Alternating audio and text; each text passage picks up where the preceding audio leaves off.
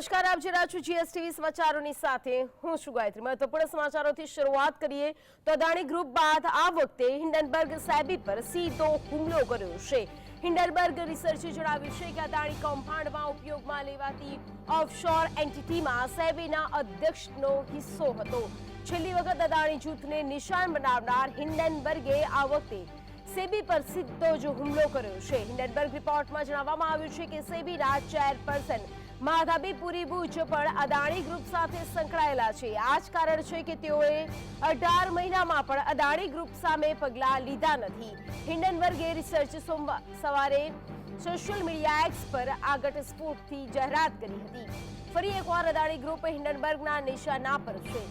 ગુપ્ત દસ્તાવેજોને ટાંકીને હિન્ડનબર્ગ રિસર્ચે જણાવ્યું છે કે અદાણી કૌભાંડમાં ઉપયોગમાં લેવાતી ઓફશોર એન્ટિટીમાં સેબીના અધ્યક્ષનો હિસ્સો હતો।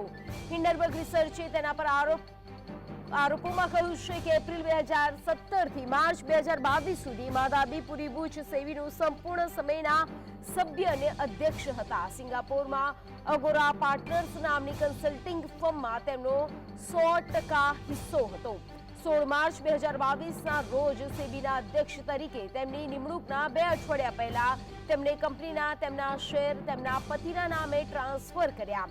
હિન્ડનબર્ગે પોતાના ખુલાસામાં જણાવ્યું હતું કે ગયા વર્ષે અદાણી ગ્રુપ સામેના અહેવાલને 18 મહિના વીતી ગયા પછી પણ સેબીએ પગલાં લેવામાં કોઈ રસ દાખવ્યો નથી। મોરિશિયસમાં અદાણી ગ્રુપના બ્લેક મની નેટવર્કની સંપૂર્ણ માહિતી આપ્યા બાદ પણ પોતે કોઈ કાર્યવાહી કરી નથી। જીએસટીવી ન્યૂઝ હિન્ડનબર્ગ રિસર્ચના દસ્તાવેજની જોકે પુષ્ટિ કરતું નથી।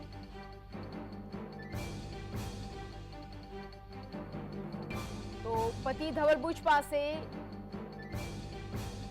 સેબીના અધ્યક્ષ અગોરા એડવાઇઝરી કન્સલ્ટિંગના બિઝનેસમાં 99% ભાગીદારી ધરાવે છે। કન્સલ્ટિંગનું સંચાલન માધવી બુચના પતિ કરે છે। વર્ષ 2022માં કંપનીએ $2.60 લાખ મેળવ્યા હતા। તો સેબીએ પગલાં ન લીધા અને ઉલટાની અમને જ નોટિસ ફટકારી। તો સેબી સામે આ આરોપ છે। ઓફશોર ફંડ ધારકોને શોધવા માંગે છે। અધ્યક્ષ માધવી પુરી બુચ અદાણી ગ્રુપ સાથે મળેલા હતા, જેના કારણે તેમને કોઈ જ પગલાં લીધેલા નથી। તો એક્સ પર પોસ્ટ કરીને આ મોટો ધડાકો કરવામાં આવ્યો છે।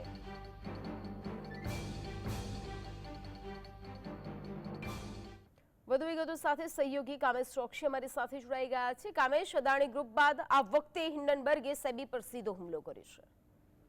બિલકુલ ચોક્કસથી ગાયત્રી આપને જણાવી દઉં કે હિન્ડનબર્ગ રિપોર્ટની જો વાત કરવામાં આવે તો છેલ્લા 24 કલાક પહેલાની આપણે વાત કરીએ તો હિન્ડનબર્ગ દ્વારા એક ટ્વીટ કરવામાં આવ્યું હતું ને ટ્વીટમાં એવો મેસેજ હતો, એવો સંદેશ હતો કે ભારતમાં કંઈક મોટું થવાનું છે। આ ટ્વીટના આધારે અનેક અટકળો વહેતી થઈ હતી। અગાઉની જો વાત કરવામાં આવે ગયા વર્ષ જાન્યુઆરી 2023ની તો અદાણી જૂથોને લઈને જે ઘટસ્ફોટ હિન્ડનબર્ગ રિપોર્ટમાં કરવામાં આવ્યો હતો અને ત્યારબાદ કહી શકાય કે અદાણી ગ્રુપ ઉપર ગંભીર આરોપો લગાવવામાં આવ્યા હતા, જેની સીધી અસર શેર બજાર ઉપર જોવા મળી હતી।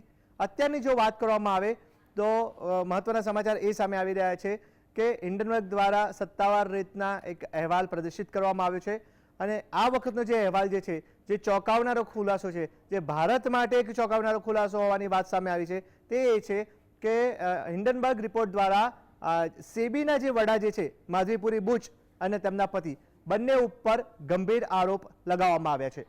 શાના આરોપ છે? તો આરોપ એ લગાવવામાં આવ્યો છે કે અદાણી ગ્રુપ સાથે સેબીના વડા માધવી પુરી બુચ અને તેમના પતિની ભાગીદારી હોવાનો ખુલાસો સામે આવ્યો છે।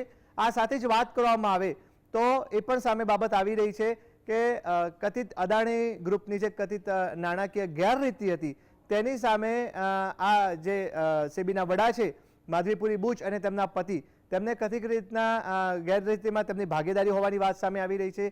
બીજી બાબત એ પણ સામે આવી રહી છે, ગૌતમ અદાણીની વાત કરવામાં એવો પણ ક્યાંક આરોપ લગાવવામાં આવ્યો હતો કે ગૌતમ અદાણીના જે ભાઈ જે છે વિનોદ અદાણી, તેમણે પણ અગાઉની જો વાત કરવામાં આવે તો કરોડો રૂપિયાનું, અબજો રૂપિયાનું ફંડિંગ જે છે એ અમેરિકામાં હતા ત્યારે કર્યું હતું અને તેનો ઉપયોગ શેર બજારના ભાવ વધારવા માટે કર્યા હોવાની આ વાત પણ સામે આવી હતી। આ તમામ બાબતોની વચ્ચે અત્યારે સૌથી મહત્વના સમાચાર મહત્વપૂર્ણ સમાચાર એ છે કે સેબીની જો વાત કરવામાં આવે બરાબર. તો સેબીના વડા જે છે માધવીપુરી બુચ અને તેમના પતિ સામે ગંભીર આરોપ લગાવવામાં આવે છે. જો કે અત્યારે જે જાણકારી મળી રહી છે તે પ્રમાણે સેબીના વડા માધવીપુરી બુચે અને તેમના પતિએ આ તમામ આરોપોને નકારી દીધા છે. પરંતુ હવે જોવાનું એ રહેશે કે આગામી સમયમાં હવે આ બાબતને લઈને આજે હિન્ડનબર્ગનો જે રિપોર્ટ પ્રકાશિત કરવામાં આવ્યો છે, જાહેર કરવામાં આવ્યો છે, તેને લઈને હવે ઓવરઓલ કેવા રિએક્શન સામે આવે છે, કેવું ચિત્ર સ્પષ્ટ થાય છે તે આગામી સમયમાં ખબર પડશે.